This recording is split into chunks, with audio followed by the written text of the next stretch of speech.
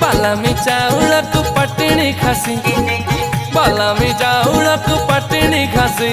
तू झियो दक्षिणी मु टोकाटा देसी बालामी चाउळକୁ पटणी खासी तू झियो दक्षिणी